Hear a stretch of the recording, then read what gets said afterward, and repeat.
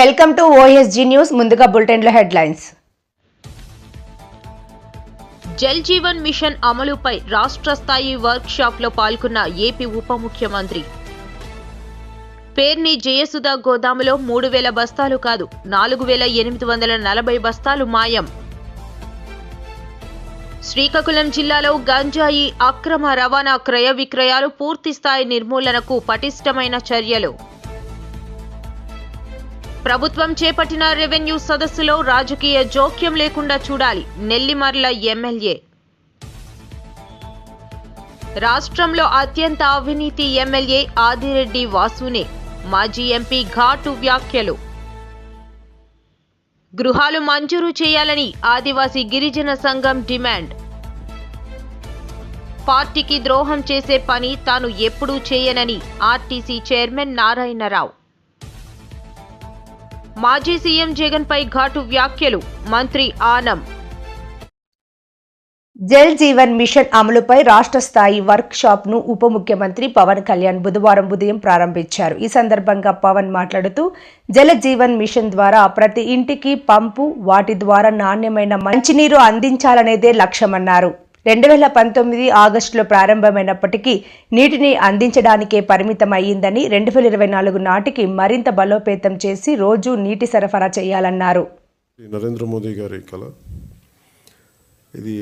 కనీసం రోజుకి ఒక 55 లీటర్లు నీళ్లు సగటున మనిషికి ఇవ్వాలి అని, అది కూడా పరిశుభ్రమైన నీరు ఇవ్వాలి అనేది అల్టిమేట్ గోల్. ఏంటంటే జల్ జీవన్ మిషన్కి సంబంధించి నిరంతరం నీటి సరఫరా ఉండాలి ప్రతి ఒక్కరికి అనేది ఆకాంక్ష, ఆశయం. దాంట్లో కనీసం ముందస్తుగా కనీసం 55 లీటర్లు కనీసం ఇవ్వాలి అనేది ఆకాంక్షతోటి స్టార్ట్ అయింది. ఇప్పుడు ఈ అమృతధార ఈ వర్క్షాప్ని ఎందుకు అమృతధార అని పెట్టాము Jal Jeevan mission revamp programme కింద అనుకుంటే, ఒకటి ఉన్న నీటి వనరులని బలోపేతం చేయటం, అలాగే maintenance of existing schemes, already ఉన్న వాటర్ స్కీమ్స్ అన్నిటినీ వాటి మెయింటెనెన్స్ ఎలా ఉన్నాయి ఏంటి అనేది, అలాగే వాటర్ కన్జర్వేషన్ కూడా ఎంత కీలకమో. దీన్ని జల్ జీవన్ మిషన్లో లేదు, కానీ ఇది మనం తీసుకున్న తర్వాత కొత్త ప్రభుత్వం ఎన్డీఏ ప్రభుత్వం వచ్చిన తర్వాత మనం తీసుకునేవి వాటర్ కన్జర్వేషన్ కూడా చాలా కీలకమైంది. అలాగే ట్రైనింగ్ అండ్ కెపాసిటీ, ఒకటికి ఉద్యోగస్తులకే కాకుండా ప్రజలను కూడా దీంట్లో భాగస్వామ్యం చేయాలనేదే ఒకటి. అలాగే దీంట్లో ఈ ఐటీ సిస్టమ్స్ ద్వారా దీన్ని మనం స్ట్రీమ్లైన్ ఆపరేట్ చేసే విధానం, అలాగే గ్రీవెన్స్ రిడ్రెసల్, ఏమైతే నీటి సరఫరాలు ఇబ్బందులు ఏమున్నాయో రిపీటెడ్గా వచ్చే అవుట్ ఆఫ్ మెయింటెనెన్స్, వాటికి కూడా ఒక విధి విధానాలని రూపొందించడం, అది దీనికి సంబంధించి ఈ అమృతధార సంబంధించి. ఒకసారి చెప్పుకున్న మనం రిపీటెడ్గా ఉంటుందని, కానీ కనీసం ఒక్కరోజు 1 గంట నీళ్లు తాగకపోయినా, 1 పూట నీళ్లు తాగకపోయినా దాని కష్టం ఎంత ఉంటుందో మనందరికీ తెలిసిందే. ఏకాదశి వ్రతాలు కానీ ఏదైనా సరే పొద్దున్నుంచి సాయంత్రం వరకు నీళ్లు తాగకుండా రకరకాల మనం ఈ రిలీజియస్ థింగ్ మనం ఈ పండుగల్లో అప్పుడు ప్రత్యేక పర్వదినాలు అప్పుడు చేసేవి, కానీ అప్పుడు కానీ మన నీటి విలువ తెలియదు. నీటి దొరకనప్పుడే మన నీటి విలువ తెలుస్తుంది. నాకు ప్రత్యేకించి నేను పిఆర్ మినిస్ట్రీ తీసుకున్న తర్వాత వాటర్ కన్జర్వేషన్ ఒకటి, నీటిని సరఫరా చేయటం ఒకటి, ఇవన్నీ నాకు చాలా ప్రత్యేకమైనవి, ఇష్టం నాకు. అంటే చాలా సందర్భాల్లో నేను చెప్పింది ఏంటంటే, నా అనుభవాలు పంచుకున్నది. ఒకసారి యూఎస్లో కూడా హార్వర్డ్ యూనివర్సిటీకి వెళ్ళినప్పుడు కూడా అక్కడ స్పీచ్ ఇస్తూ ఉంటే ఒక కీనోట్ అడ్రస్లో అక్కడ నేను చెప్పింది, ఒక ఆదిలాబాద్లో ఒక తాండాలో జరిగిన సంఘటన ఒకటి చెప్పాను. చాలాసార్లు పొలిటికల్గా మేము వెళ్తున్నప్పుడు చాలా ఆకాశం అంత ప్రామిస్లు చేస్తూ ఉంటాం, ఆకాశాన్ని తీసుకొచ్చి పందిరేస్తూ ఉంటాం, ఇవన్నీ చేస్తూ ఉంటాయి. కానీ ఇలాంటి సందర్భంలో 2008లో ఆదిలాబాద్లోని ఒక తాండాలో పాపం 3-4 తాండాలకు కలిపి ఒకటే బోర్ పాయింట్, అది అందరూ వచ్చి అక్కడి నుంచి పట్టుకునేవాళ్ళు. ఒక కళ్ళు లేని కనుగుడ్లు కూడా లేవు పెద్ద ఆవిడ. పేర్ని జయసుధ గోదాములో 3,000 బస్తాలు కాదు 4,840 బస్తాలు మాయం. జేఎస్ గౌడౌన్లో రేషన్ బియ్యం మాయంపై లోతుగా విచారణ. తప్పు చేసిన ఏ ఒక్కరిని వదిలిపెట్టాం. సాక్ష్యాధారాలతో ప్రజాక్షేత్రంలో నిలబెడతాం. తనిఖీలకు సహకరించలేదు అని మంత్రి నాదెండ్ల అన్నారు. మంచి పరిపాలన అందించి ఎక్కడ కూడా కక్ష సాధింపు చర్యలు లేకుండా మనం పరిపాలించాలనేది పదే పదే మా నాయకులు చెప్పుకుంటూనే వచ్చారు. అందులో భాగంగా పౌర సరఫరాల శాఖ నుంచి క్షేత్రస్థాయిలో జరుగుతున్న అవినీతి, ప్రత్యేకంగా గత 5 సంవత్సరాల్లో వాళ్ళు చేసిన కొన్ని కార్యక్రమాలపైన దృష్టి పెట్టి రాష్ట్ర వ్యాప్తంగా కొన్ని సంస్కరణలు తీసుకురావడం అనేది జరుగుతూ ఉంది.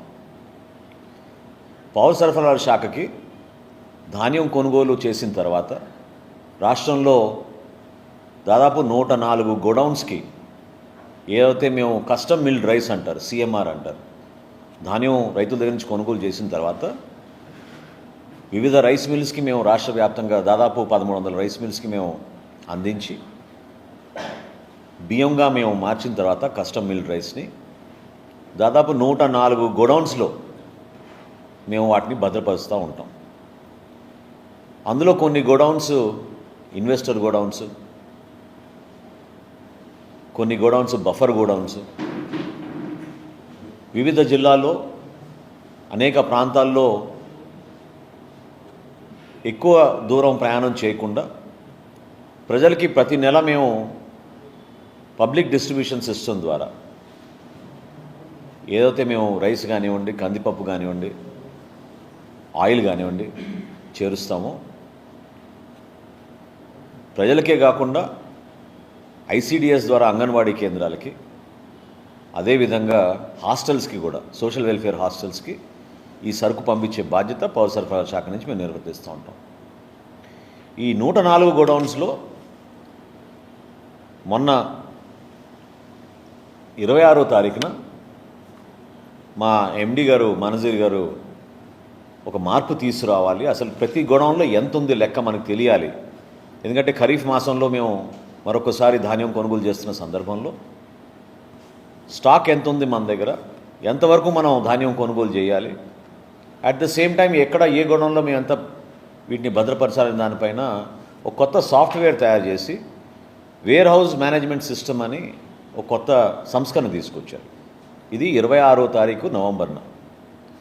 అదే రోజున ఆయన ఆన్లైన్ ట్రైనింగ్ ప్రోగ్రాం పెట్టి రాష్ట్ర వ్యాప్తంగా ఉన్న ఈ గోడౌన్ల యాజమానులు, వాళ్ళ మేనేజర్స్, వారితో పాటు పౌర సరఫరాల శాఖలో ఉన్న జిల్లా అధికారులందరినీ కూడా ఆ ట్రైనింగ్ ప్రోగ్రాంలో మేము ప్రత్యేకంగా ఏ విధంగా రేపు ఉదయం నుంచి మీరు గోడౌన్లో తనిఖీలు చేసి. శ్రీకాకుళం జిల్లాలో గంజాయి అక్రమ రవాణా, క్రమ విక్రయాలు పూర్తి స్థాయి నిర్మూలనకు పటిష్టమైన చర్యలు తీసుకోవాలని విశాఖపట్నం రేంజ్ డీఐజీ శ్రీ గోపీనాథ్ జెట్టి ఐపీఎస్ తెలిపారు. గంజాయి అక్రమ రవాణా పూర్తి స్థాయిలో అరికట్టేందుకు పటిష్ట చర్యలు.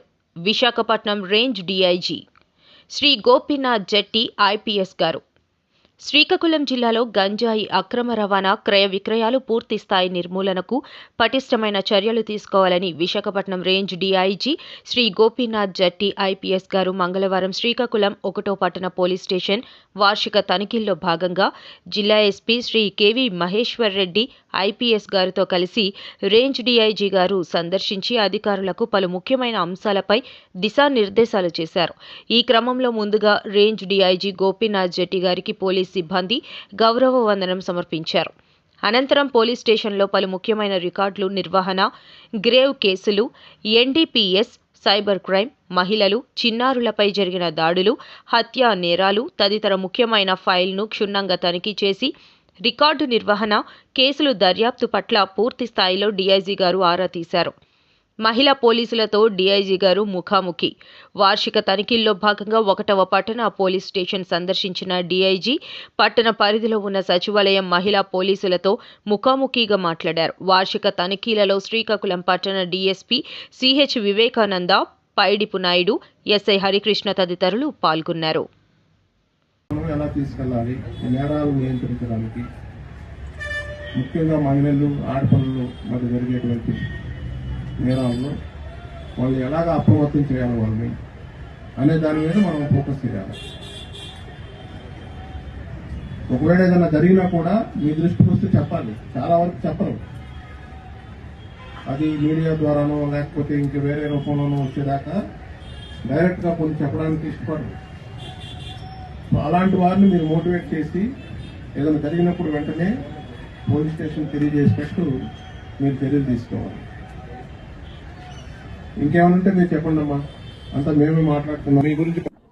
మనకు సైబర్ ఫ్రాడ్స్టర్స్ సిబిఐ పోలీసులు అని, ఈడీ వారు అని చెప్పి, అదేవిధంగా సైబర్ క్రైమ్ పోలీసులు అని చెప్పి రకరకాలైనటువంటి విధుల్లో ప్రజలకు ఫోన్లు చేసి వాళ్ళ ద్వారా వాళ్ళని భయపెట్టి వాళ్ళ కుటుంబ సభ్యులు లేకపోతే పిల్లలు వేరే కేసుల్లో ఇన్వాల్వ్ అయ్యారని, అదే డ్రగ్స్ కేసులో ఇన్వాల్వ్ అయ్యారనో లేకపోతే వేరే విధంగా పాస్పోర్ట్ స్కామ్ కేసులో ఇన్వాల్వ్ అయ్యారని చెప్పి బెదిరించి వాళ్ళ ద్వారా డబ్బు ట్రాన్స్ఫర్ చేయించుకుంటున్నారు.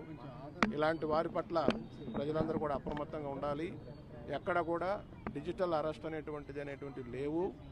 అదేవిధంగా ఏ పోలీసు ఆఫీసర్ కానీ గవర్నమెంట్ ఆఫీసర్ కానీ డైరెక్ట్గా ప్రజలకు ఫోన్ చేసి వాళ్ళ కుటుంబ సభ్యులకు సంబంధించి కానీ పిల్లలకు సంబంధించి కానీ జరిగేటువంటి కేసుల మీద వాళ్ళకు సమాచారం ఇచ్చి డబ్బు అడగడం అనేటువంటిది జరగదు. కాబట్టి దీన్ని ప్రతి ఒక్కరు కూడా గమనించుకొని ఆ మోసాల బారిన పడకుండా ఉండాలని, ఒకవేళ ఎవరికైనా అలాంటి కాల్స్ వస్తే ఈ సైబర్ టోల్ ఫ్రీ నంబరు 1930కి సమాచారం వెంటనే ఇచ్చి దాని తర్వాత మీ పక్కనే ఉన్నటువంటి పోలీస్ స్టేషన్.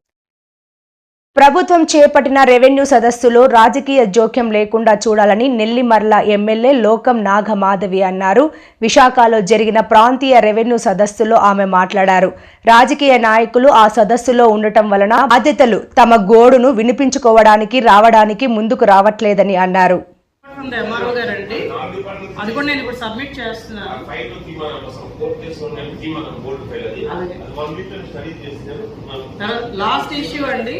లాస్ట్ ఇష్యూ గొడ్డవలస గ్రామంలో సర్వే నెంబర్ 8 అండి. This has been encroached. ఇదేంటంటే మన ఎండిఆర్ రికార్డు ప్రకారం ఇది ఏడబ్ల్యూడి గయాలని చూపిస్తున్నదండి. But this is also a Mansas land అని వాళ్ళ రికార్డులో ఉందని ఇప్పుడే ఆర్డీఓ మేడం కూడా కన్ఫర్మ్ చేశారు నాకు. ఇది రికార్డులన్నీ తీయించి చూస్తే అక్కడ సుమారు ఒక 20 మంది దాకా ఇల్లు కట్టేసుకున్నారండి. ఆల్రెడీ నార్మల్ హౌసెస్ కాదండి ఇవి, 30-40 లక్షలు పెట్టి ఇల్లు కట్టేసుకున్నారు. వాళ్ళకి కరెంట్ కనెక్షన్ సగం మందికి ఇచ్చారు, సగం మందికి ఇవ్వలేదు. రోజు వచ్చి మా ఇంటి దగ్గర కూర్చుంటున్నారు. అది ఇస్తారా సస్తారా అని, అది ఏం చేయాలో తెలియట్లేదండి. ఆ సర్వే నెంబర్ 8 అది కొంచెం ఆ దృష్టి పెడితే అసలు ఏం చేస్తాను. నేనైతే అక్కడ బోర్డు పాటించానండి. ఇంకా ఫర్దర్ డెవలప్మెంట్ ఆఫ్ హౌసెస్ మేము కన్ఫర్మ్ చేసేదాకా మీరు ఎవరు చేయడానికి వీల్లేదని ఒక బోర్డు పాటించాను. అందుకని నేను చెడ్డదాన్ని కూడా అయ్యాను. కానీ కొంచెం అది క్లారిటీ ఇస్తే అది బాగుంటుందండి. మిగిలిన భోగాపురం సమస్యలన్నీ కూడా మన ప్రిన్సిపల్ సెక్రటరీ గారికి కూడా తెలుసు. సో అంటే నేను ప్రత్యేకంగా చెప్పక్కర్లేదు. అది కోర్టుల్లో ఉండిపోయి డబ్బులు రైతులకి ఎయిర్పోర్ట్ డబ్బులు పడలేదండి. అవన్నీ కూడా కొంచెం దృష్టి పెట్టుకోవాలి సార్. ఇంకొకటి నేను ముఖ్యంగా చెప్తున్నది ఏంటంటే దెర్ ఆర్ సమ్ ఎస్ఎల్ఏస్ డిఫైన్డ్ కానీ స్ట్రిక్ట్గా ఎన్ఫోర్స్ అవ్వట్లేదండి. ఇప్పుడు ఒక మ్యూటేషన్కి పెట్టుకుంటే 14 రోజుల్లో అయిపోతుంది అని చెప్తున్నారు కానీ అది స్ట్రిక్ట్గా ఎన్ఫోర్స్ అవ్వట్లేదు. ఎస్ఎల్ఏస్ కొంచెం ప్రాసెస్ అన్నిటికీ కూడా డిఫైన్ చేసి కొంచెం స్ట్రిక్ట్గా ఎన్ఫోర్స్ చేయగలిగితే అదొకటి బాగుంటుందండి. ఇంకోటి రెండోది ఏంటంటే ఈ రెవెన్యూ సదస్సులు ఇప్పుడు విలేజ్ వైజ్ పెట్టారు కదండి, అది జనవరి 8వ తారీఖు దాకా అవుతున్నాయి. అక్కడ పొలిటికల్ ఇంటర్ఫిరెన్స్ కొంచెం ఎక్కువగా ఉందండి. ఏ పార్టీ అయినా, I'm not going to name A party, but అక్కడ ప్రజలు స్వచ్ఛందంగా వచ్చి అధికారులకి ఇద్దాం అనుకున్నప్పుడు అక్కడ పొలిటికల్ ఈ విషయం నాకు తెలుసులే నేను సెటిల్ చేస్తాను అన్న ధోరణి ఎక్కువగా కనిపిస్తున్నారండి. అంటే మేము ఎమ్మెల్యేస్గా మేము ప్రతి చోట ఉండలేము, but we're trying to tell the officers to document everything. అది కొంచెం మిస్సింగ్ అవుతున్నదండి. కాబట్టి దీని ఎండ్ రిజల్ట్ ఎలా ఉంటుందని కొంచెం భయం వేస్తున్నది. సో అది కూడా కొంచెం దృష్టి పెట్టమని చెప్తున్నాం. Thank you. రాష్ట్రంలో అత్యంత అవినీతి ఎమ్మెల్యే ఎవరు అని పోటీ పెడితే ఆదిరెడ్డి వాసునే ప్రథమ స్థానంలో ఉంటారని వైసీపీ మాజీ ఎంపీ మార్గాని భరత్ ఆరోపించారు. డంపింగ్ యార్డ్ కాంట్రాక్టర్ వద్ద స్థానిక ఎమ్మెల్యే 2 కోట్లు డిమాండ్ చేశారని ఆరోపణలు ఉన్నాయన్నారు. తాజాగా ఈ విషయంపై మాజీ ఎంపీ మీడియాతో మాట్లాడారు. పోలీస్ స్టేషన్లో సెల్లో వేసి నుంచోబెట్టిన దానికి ఇప్పుడు దాకా ఏం యాక్షన్ తీసుకున్నారు? మేము 3 టౌన్ పోలీస్ స్టేషన్లో కేసు కట్టాం, దానిపైన ఎఫ్ఐఆర్ రిజిస్టర్ చేశారా? లేదు. నేషనల్ ఎస్సీ కమిషన్ దగ్గర నుంచి వచ్చిన క్రైమ్ నంబర్స్ చెప్తున్నా. ఈ క్రైమ్ నంబర్స్ వచ్చేసి ఏపీ 2024-274874 ఇది క్రైమ్ నంబర్ ఎస్సీ కమిషన్ది. నేషనల్ హెచ్ఆర్సీ దగ్గర నుంచి ఇది క్రైమ్ నంబర్ 140573/2024. ఈ రెండు క్రైమ్ నంబర్స్ రిజిస్టర్ అయినాయి. ఇవి డీజీపీ గారికి అదేవిధంగా చీఫ్ సెక్రటరీ గారికి ఇద్దరికి కూడా నోటీసులు వెళ్ళాయని మీడియా ద్వారా తెలియపరుస్తున్నా. ఇది కాకుండా నిన్న కాక మొన్న 15వ తారీఖున ఏలూరు జిల్లాలో న్యూజివీడ్లో మరి సర్దార్ గౌతు లచ్చన్న గారి యొక్క విగ్రహ ఆవిష్కరణ జరిగితే ఒక సామాజిక కార్యక్రమం, స్వతంత్ర సమరయోధుడు. మరి అక్కడికి జనరల్గా ఒక ప్రైవేట్ కూడా కాదు, ఇది సోషల్ రెస్పాన్సిబిలిటీ అండి. ఒక కార్యక్రమానికి పార్టీలకు అతీతంగా అందరూ వస్తూ ఉంటారు. మరి ఈ కార్యక్రమాలకు వచ్చినప్పుడు మరి మాజీ మంత్రి మరి జోగి రమేష్ కూడా వచ్చారు, ఆయన కూడా వెళ్ళారు. అక్కడ క్యాబినెట్ మీ సహచర మంత్రులు చంద్రబాబు నాయుడు గారితో పాటు సహచర మంత్రి మరి పార్థసారథి గారు అందరూ వెళ్ళారు. ఇప్పుడు విగ్రహానికి దండేయడము, జ్యోతి వెలిగించడం ఇవన్నీ కామన్గా జరుగుతూ ఉంటాయి. ఒక సామాజిక కార్యక్రమానికి వెళ్తే ఒక క్యాబినెట్ మంత్రి మీ సహచర మంత్రి 3 సార్లు ప్రెస్ మీట్లు పెట్టి క్షమాపణ చెప్పే దౌర్భాగ్యమైన పరిస్థితికి తీసుకుని వచ్చారని అంటే నాకు ఒకటి అర్థం కావట్లా. మొన్నటిదాకా ఎస్సీలు దళితులపైన దాడులు, ఇప్పుడు బీసీ సామాజిక వర్గాలని, ఇప్పుడు ఆయనేమో యాదవ్ కులానికి సంబంధించిన పార్థసారథి గారు, అదేవిధంగా గౌతు శిరీష గారు, ఆమె మరి సర్దార్ గౌతు లచ్చన్ గారు మనవరాలు, ఆమెని వీళ్ళిద్దరూ కూడా క్షమాపణలు చెప్పడం ఏంటంటే. ముంచంగిపుట్ట మండలంలో ఉన్న 23 పంచాయతీలకు చెందిన నాన్ పీవీటీజీ ఆదివాసీ గిరిజనులకు పీఎం జన్మన్ పథకానికి అనుసంధానం చేస్తూ గృహాలు మంజూరు చేయాలని ఆదివాసీ గిరిజన సంఘం డిమాండ్. నాన్ పీవీటీజీలకు కూడా పీఎం జన్మన్ పథకం వర్తింప చేయాలి గిరిజన సంఘం నాయకుల డిమాండ్. ముంచంగిపుట్టు మండలంలో 23 పంచాయతీలకు చెందిన నాన్ పీవీటీజీ ఆదివాసీ గిరిజనులకు పీఎం జన్మన్ పథకానికి అనుసంధానం చేస్తూ గృహాలు మంజూరు చేయాలని ఆదివాసీ గిరిజన సంఘం ముంచంగిపుట్టు మండల అధ్యక్షుడు ఎంఎం శ్రీను, గిరిజన సంఘం సీనియర్ నాయకులు సొలగం గాసిరం దొర, మఠం నరసింగారావు, పడాల్ కూటమి ప్రభుత్వానికి డిమాండ్ చేశారు. ఈ సందర్భంగా వారు మాట్లాడుతూ ప్రస్తుతం పీవీటీజీ తెగలకు కేంద్ర ప్రభుత్వం మంజూరు చేసిన పీఎం జన్మన్ గృహాలకు 5 లక్షలు పెంచాలని, ఇసుక ఉచితంగా ఇవ్వాలని ఆదివాసీ గిరిజన సంఘం ఇదివరకే ఎంఆర్ఓ ఆఫీస్ వద్ద ఆందోళన కార్యక్రమాలు చేయడం జరిగిందని, జిల్లా కలెక్టర్ కార్యాలయంలో సైతం ఆందోళన చేయడం జరిగిందని అన్నారు. పీవీటీజీలతో పాటు ఇతర తెగలైన బగత, వాల్మీకి, కొండదొర, కమ్మర, గౌడు మాలి, కొండ కుమ్మరి తెగలతో పాటు మిగిలిన ఇతర తెగలకు కూడా 5 లక్షల రూపాయలు గృహాలు నిర్మించుటకు నిధులు మంజూరు చేసి గృహాలు నిర్మించే విధంగా ప్రభుత్వమే చర్యలు చేపట్టాలని, ఆదివాసీలందరూ సమానంగా చూసి అందరికీ ఒకేలాగా బిల్లులు చెల్లించాలని కూటమి ప్రభుత్వానికి డిమాండ్ చేశారు. నా పేరు ఎంఎం శ్రీను, అల్లూరు సీతారామరాజు జిల్లా ముంచంగిపుట్టు మండలం ఆదివాసీ గిరిజన సంఘం మండల అధ్యక్షుడిని. ఈరోజు కేంద్ర రాష్ట్ర ప్రభుత్వాలు పీఎం జన్మన్ అని చెప్పి ఈరోజు గృహాలు మంజూరుకి పీవీటీజీ పోర్జా, పరింగ్ పోర్జా, గద్వా పోర్జా, ఇటువంటి గద్వా అనేటువంటి సామాజిక వర్గాలకు ఇల్లులు మంజూరు చేశాయి. వారికి ఏ విధంగా అయితే మంజూరు చేశారో పీటీజీ ఇతర అంటే నాన్ పీటీజీ గిరిజనులు కూడా ఈరోజు వాళ్ళందరూ కూడా ఆదివాసులే కాబట్టి వాళ్ళందరికీ నాన్ పీటీజీలందరికీ కూడా ఈరోజు పీఎం జన్మన్ ఏ విధంగా 5 లక్షలు ఇస్తున్నారో నాన్ పీటీజీ గిరిజనులందరికీ ఇతర భక్త, వాల్మీకి, కొండదొర, అలాగే కమ్మర, అలాగే కుమ్మర, అలాగే మాలి, గౌడ అటువంటి తెగలు ఏవైతే ఉన్నాయో ఇతర తెగలు, ఆ తెగలన్నింటి కూడా ఈరోజు 5 లక్షల రూపాయలతో ఇల్లులు నిర్మించుకోవడానికి నిధులు మంజూరు చేయాలని చెప్పి ఆదివాసీ గిరిజన సంఘంగా మేము డిమాండ్ చేస్తూ ఉన్నాం. ఇప్పటికే మేము ధర్నాలు చేపట్టాం. అలాగే ఏవైతే నాన్ పీటీజీస్కి ఇస్తున్నారో నాన్ పీటీజీస్ కూడా ఆ విధంగానే ఇల్లులు మంజూరు చేయాలి. అలాగే పీవీటీజీస్ నిర్మించుకున్నటువంటి ఇల్లులకి బిల్లులు చెల్లించడంలో, లబ్ధిదారుల అకౌంట్లో బిల్లులు అకౌంట్లో డబ్బులు చేయడంలో పూర్తిగా హౌసింగ్ అధికారులు వైఫల్యం చెందుతున్నారు. ఆ ఆఫీసుల చుట్టూ పదే పదే గిరిజనులు తిప్పించుకుంటున్నారు. గిరిజనులకి పార్టీకి ద్రోహం చేసే పని తాను ఎప్పుడు చేయనని ఆర్టీసీ చైర్మన్ నారాయణరావు అన్నారు. నూజివీడులో గౌతు లచ్చన్న విగ్రహ ఆవిష్కరణకు జోగి రమేష్ వస్తారని తనకు తెలియదని చెప్పారు. ఆయనతో తనకి ఎటువంటి సంబంధం లేదని స్పష్టం చేశారు. ఆయన సోషల్ మీడియాలో మాట్లాడుతూ ఉన్నారు. అవన్నీ కరెక్ట్ కాదు. జోగి రమేష్ని మేము ఆహ్వానించలేదు. అది ఆహ్వాన సంఘం వాళ్ళు ఎవరన్నా వైసీపీ వాళ్ళు చేసిన పని అయి ఉంటుంది. అది మమ్మల్ని మాత్రం పిలిచారు. మేము ఆహ్వానితులుగా వెళ్ళాము. ఇలా కార్యక్రమాన్ని పూర్తి చేసి వచ్చాం. అక్కడ జోగి రమేష్తో కలిసి ఆ కార్యక్రమంలో పాల్గొన్నందుకు నాకు చాలా ఇబ్బంది అనిపించింది. పాల్గొన్నాం. తప్పని పరిస్థితిలో లచ్చన్న గారి విగ్రహావిష్కరణకి అంతరాయం కలగకూడదని చెప్పి మేము పాల్గొని వచ్చేసాం. దాంట్లో గౌతు శిరీష్ గారు, పారసారథి గారు కూడా, మేము ముగ్గురం కూడా ఈ సంఘటన మాకు ఇబ్బంది కలిగించింది. ఇది ఉద్దేశపూర్వకంగా జోగి రమేష్ని ఆ సభలోకి వస్తాడని మేము ఊహించలేదు. ఊహించి ఉంటే మేము వేరే ప్రత్యామ్నాయ మార్గం ఆలోచించి ఉండేవాళ్ళం.